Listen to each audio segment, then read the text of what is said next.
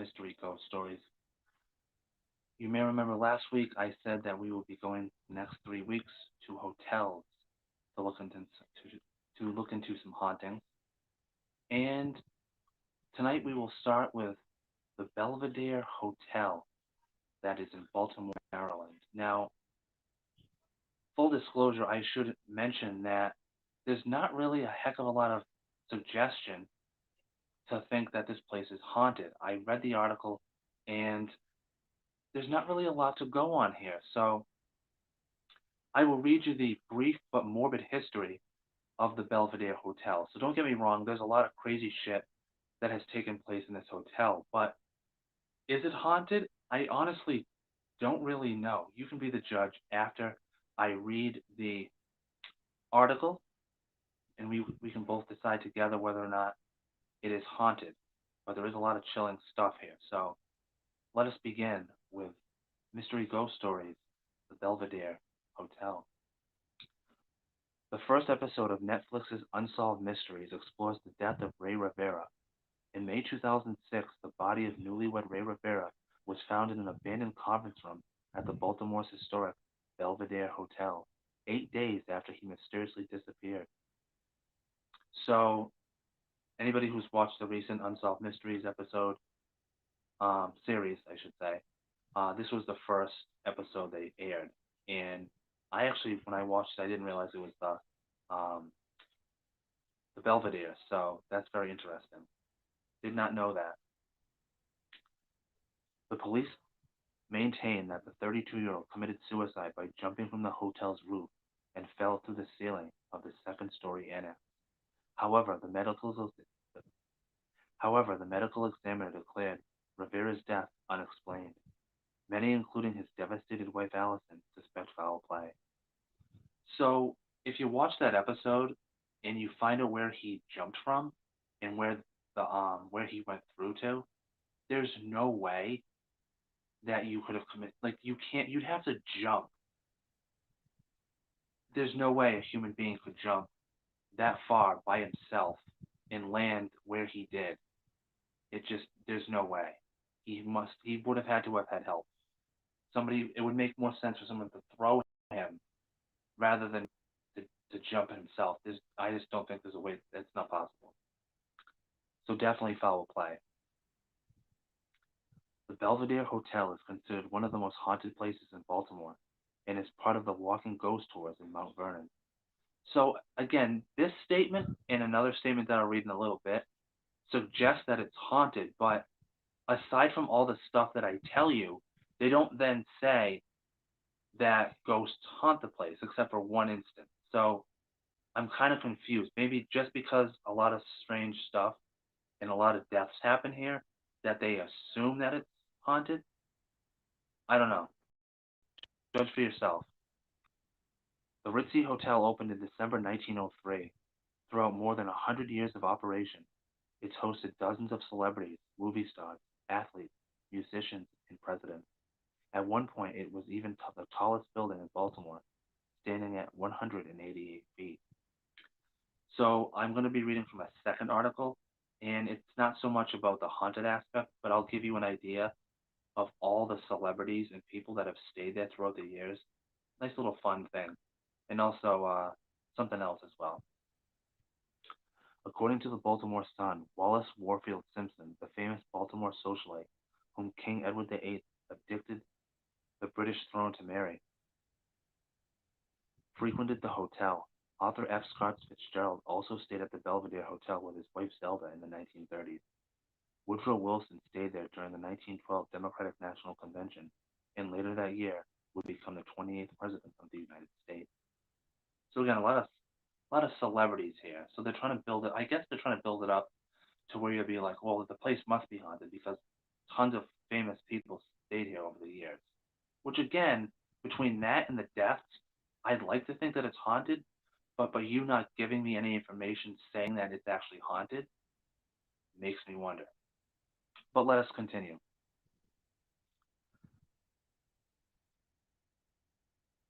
That just goes into there was like a lot of parties, I guess. We've already established that it was a hot spot for celebrities. They held parties, weddings, soirees. Now let's get into the gruesome details, shall we? Makita Brotman's 2018 novel, An Unexplained Death, the true story of a body at the Belvedere, details the hotel's past, along with the mystery surrounding Rivera's death. She noted a few suicides that occurred at the hotel. It appears that even though many people check in, the same amount don't check out of the high-class establishment. So there's a lot of suicides, and it's kind of like the Cecil in the sense that why do people feel the need to go to hotels to end their lives? I don't know, but apparently it's a thing. In 1909, 6 years after the hotel opened, 17-year-old Thomas E. Sutton Jr. checked into the hotel after an outrageous argument with his father.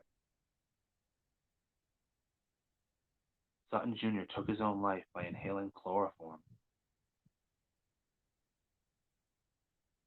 Several years later, in June 1917, a maid discovered blood dripping from underneath a bedroom door. When hotel staff entered the room, the body of Lawrence Perrin, a local society idol, was found dead. He was lying on the floor with a gun by his side. Perrin checked into the hotel to take his own life and had left suicide letters indicating his mental depression to his mother and wife. So again, somebody just deciding to take their own life in the hotel. A year later, a bride was strangled to death in her bridal chambers after being accused of infidelity.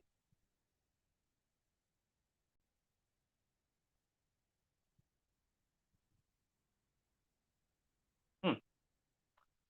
Joe Otterbein, who worked at the hotel in the late 80s during its last gasp as a great hotel, and Tom Hamrick, who managed the Owl Bar in the 13th floor bar, said in an oral history for the hotel that a ghost haunts the Belvedere.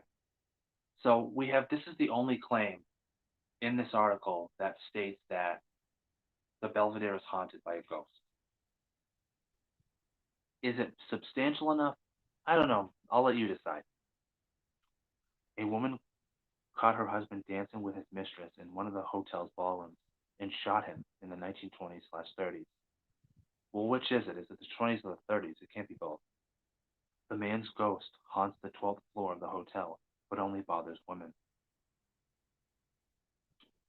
So again, I'm not really sure how to take that because they said it's the 20s or the 30s. Can't be both. And yeah, Harry C. Hazzett, who was president of the brokerage merchandising firm in Toledo, Ohio, took his own life in 1921. This article is very weird. Like it lists I've skipped a lot of information, but it's information that's not really relevant to the point. Like it tells you about all this gruesome stuff happening at the hotel, but it gives you these details like he was the president of a brokerage merchandising firm in Toledo, Ohio. But what's that relevant? I don't understand. But yeah, he took his own life in 1921 in the hotel. The police received a telegram about a guest who planned on ending their life, but were too late to stop him when they arrived. The Washington Post reported they had found him dead with a gun in each hand, along with a note where Hassett called himself crazy as a bedbug. I've heard of people killing themselves, but I've never heard of somebody killing themselves with a gun in each hand. So did he fire both guns at the same time? Like, why would you need two guns? That's crazy. That is crazy as a bedbug. He was right. In 1929, the body of William Harvey King, the assistant to the president of the Baltimore Steam Packet Company, again, just we don't need to know what he did for a living. Why is that relevant? Was discovered on the roof of the Belvedere's second floor sun parlor. Whether he jumped or died from the fall from his hotel room on the 10th floor remains a mystery. So, very similar to the way Ray Rivera died, although Ray Rivera was in a building and he jumped from the roof, went through another roof, and onto the ground into another room. This guy was actually found dead on the roof. So, also still a mystery. The same year also saw the suicide of Yale student Lee Mlitz Marlowe, the son of Thomas A. Marlowe, a prominent name in, again, just irrelevant information, fall from the 8th floor of the Belvedere Hotel to the streets of Baltimore. So this guy Also, just jumping to his death and landing on landing in the streets. And the weird thing about this is apparently there's two ways you can kill yourself at the Belvedere Hotel. Either you shoot yourself in one of the rooms, or you jump from the roof. I don't understand. It is definitely weird. It's bizarre, and it's definitely a mystery. Do any of these people haunt the Belvedere? I don't know. I'm not really sure. Let us continue. Baltimore Magazine noted one incident in May 1936 where two 21-year-old girls got their legs caught between the shaft and the ledge of an overloaded elevator. They were trampled by other shocked hotel guests. Yikes. So these poor girls were trampled on because of an overloaded elevator. What a way to go.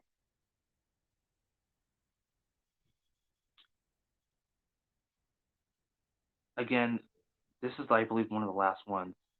A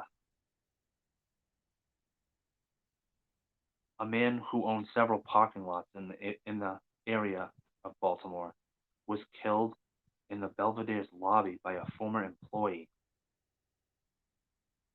And again, there's this weird sentence that's not really relevant to the rest of the story. So I apologize.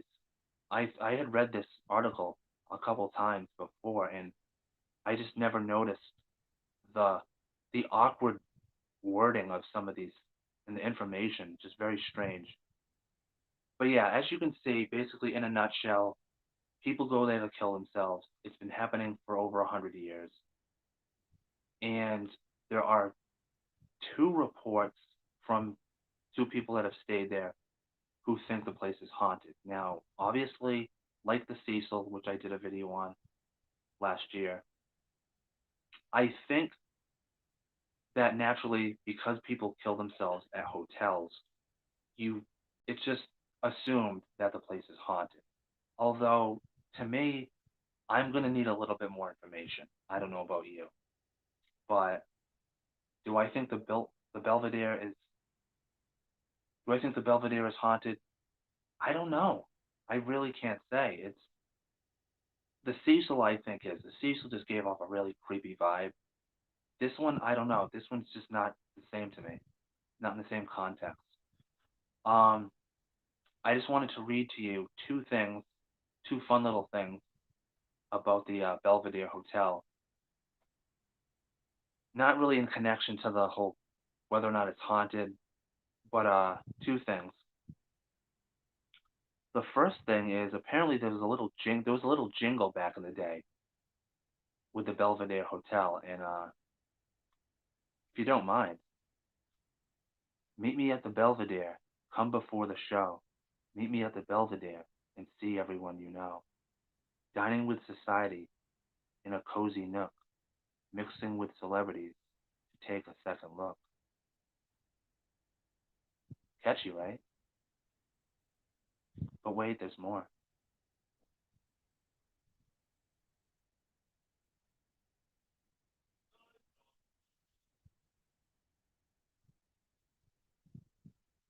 And again, there's just a lot. This is one of those. This is a long article, so there's not really anything. It just rambles on. So the one thing I did want to read you, besides that, was all the celebrities who stayed here. If I can find it, here we go. It is quite a list, let me tell you. Here is a short and far complete list of guests: Belvedere, Clark Gable, and Carol Lombard, often apparently, Rudolph Valentino, Gloria Swanson, John D. Rockefeller, Andrew Carnegie, World Heavyweight Champion boxers Diamond Jim Brady and Gentleman Jack Corbett, Ty Cobb, Jane Russell, Lady Astor, Will Rogers, Roy Rogers, Oscar Hammerstein, Cecil B. DeMille, Tom Mix, Claire Booth Luce, Al Jolson, Enrico Caruso, the Duke and Duchess of Windsor, Groucho Marx, General Douglas MacArthur, Admirals Richard Byrd and Robert Peary, I'm halfway through here. Tommy Dorsey, Cab Calloway, B.B. King, Kenny Rogers, F. Scott Fitzgerald, which of course I mentioned in the first article, the Smothers Brothers, I don't know who those people are, Tyrone Power, John Philip Sousa, Ginger Rogers, and Fred Astaire, separately. I like how they put separately. Jean Harlow, Jane Wyman, Henry Fonda, Al Pacino, Queen Mary of Romania. The Queen of Romania stayed at the Belvedere. Okay. Every U.S. president from Teddy Roosevelt to JFK, then toss in Reagan for good measure. Bishop Desmond Tutu, Chiang Kai-shek, Shari Lewis, Sherry Lewis and Lamb Chop together. Wow. So again, these articles are just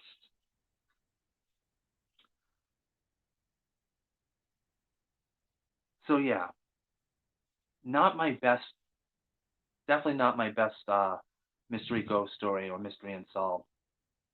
There's a lot of information here, but at the same time, nothing to really substantiate whether or not the Belvedere is haunted. Do I think it is? I don't know. I'm kind of leaning towards no. Just because a bunch of people took their lives here, or just because two people were perhaps murdered here, unless you tell me that you see ghosts in the elevator or the lobby or one of the rooms, or even on top of a roof, I can't definitively say that the place is haunted. So, again, probably not my best video, and I apologize for the lack of dense information. For those that do watch this on the playback, if you happen to know about the Belvedere, if you know about the history, you can please comment, hit me up, and inform me about facts that you know that if you know for a fact that the Belvedere is haunted. Um, I'd love to hear feedback because, yeah, again, I apologize if this video was very lackluster. If you enjoyed it, hey, thank you. Stay tuned for next week's Mystery Ghost Stories, where I assure you this time we will have some full-fledged ghosts, as we will be going to another hotel, and not just any hotel, but the Knickerbocker Hotel, or it could be the Hotel Roosevelt, one of the two, back to back. So stay tuned for those. So until next time.